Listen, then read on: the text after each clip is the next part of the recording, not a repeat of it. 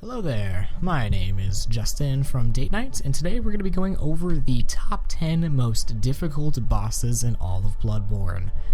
Now, of course, this list is entirely my opinion, and you're more than welcome to let me know how you feel in the comments section. But for me, this is just how I feel about my several runs through the game, and I feel at this point that I'm very confident in how I fight the bosses, so these are more so scaled for my difficulty and what I could do in the game.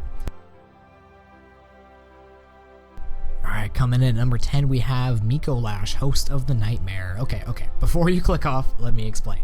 This boss is a snooze on New Game Plus, but on my first playthrough, this boss would make short work of me through his second phase. His first phase is nothing but an extended chase scene, and his fighting portion is laughable at best. However, his second phase, or more specifically his enthusiastic usage of A Call Beyond, is really where this fight inches its way onto this list. My first playthrough was not spent placing all my echoes into Vitality, so getting a hit of 1 to 2 shots of A Call Beyond is a death sentence. Pair that with how rapidly he fires this attack, and how difficult it can be to dodge, and you have yourself a very aggravating way to die.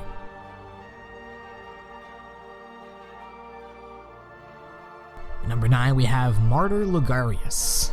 I can never pronounce that correctly. Let me just say, I love this fight. Gives me Lothric and Lorien vibes of storming the castle and defeating the leader at the top.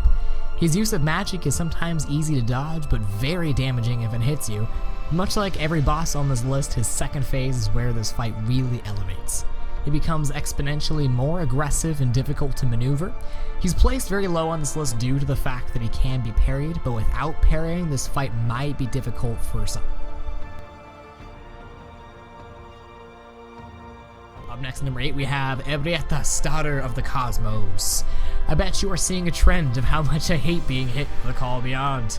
Realistically, this is the only reason this boss makes this list. The rest of the fight is just you hug her side, slap her around, and dash when she starts to move. You can go an entire fight during this, if the RNG is on your side. If she decides to wake up and choose violence, however, you'll be met with an arcane beam city, and it is not a pretty picture. Number 7, we have the Defiled version, the Defiled Chalice version of Watchdogs of the Old Lords. I usually avoid putting doggo-coons of any kind on this sort of list, but holy crap is this boss a pain in the ass sometimes. His attacks are incredibly damaging, his dash attack is super fast, and sometimes not even telegraphed, his health bar is pretty big, and yours is cut in half due to this Chalice dungeon. Most attacks can 2 to 3 shot you, excluding the previous mentioned dash attack, because that can actually one-shot you. To beat this boss, you have to break the golden rule of punching the booty and stay at a distance. Bloodborne beats this into you that aggression is key, while Watchdog requires the exact opposite.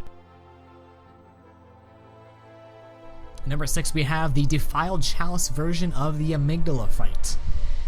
Yeah!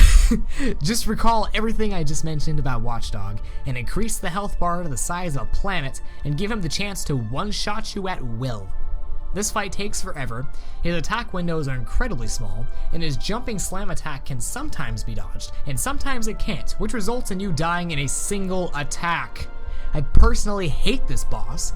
I hate it the first time, and I hated it when I went back through the Defiled Chalice for this footage. I hate this boss.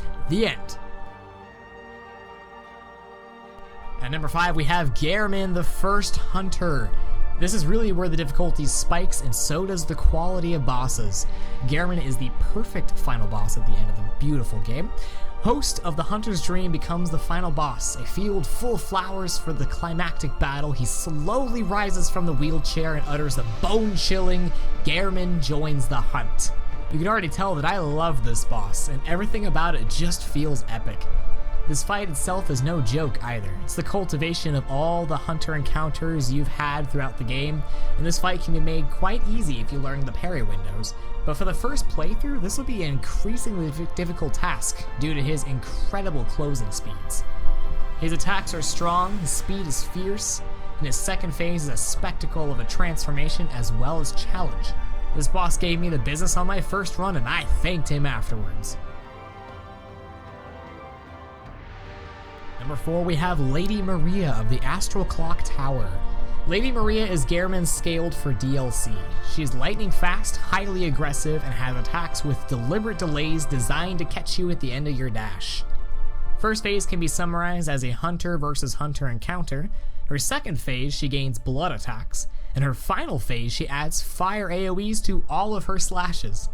I struggle quite a bit with Maria, but for that, the victory is always satisfying, and she is truly Bloodborne at its best.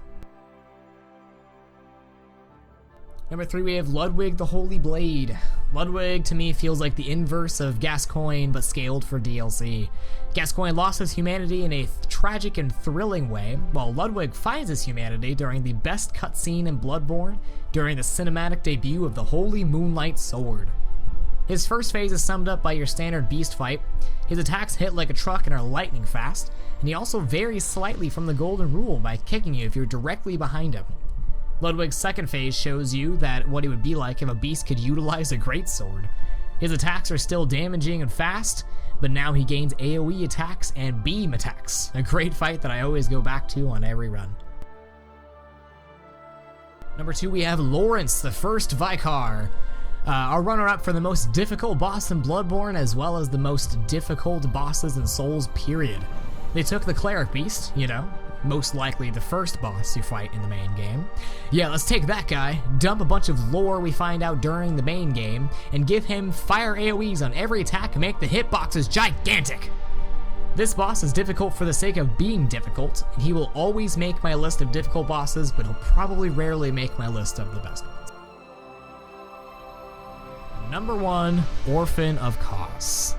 This boss. This absolute unit of a boss. He, in my opinion, is the most difficult boss in the entire franchise, and it's not even close. His first phase is a cakewalk, if you get the timing down and study his moves a little. But good lord, is his second phase worthy of this top spot alone. His timing is super erratic, he still hits like a truck, he moves at the speed of Maria, but hits you as hard as Lawrence. He can summon lightning, throw exploding spores at you, and just in general forces your hairline to recede every time you fight him. Don't get me wrong, this fight is not hard strictly to be hard, as the challenge feels fair, and I'm always overwhelmed with adrenaline every time I beat this boss. Lady Maria was Bloodborne at its best, and Orphan of Kos is the true final boss of Bloodborne. There you have it. There's my top 10 most difficult bosses in Bloodborne. If you like this type of list, please let me know, or if you have any recommendations of other types of lists from Soulsborne you want me to do, or other boss listing from other games, just make sure to let us know in the comments below, like if you like, and subscribe if you're new around here. Anyways, I hope you liked it, hope you have a great rest of your day, and we will see you next time.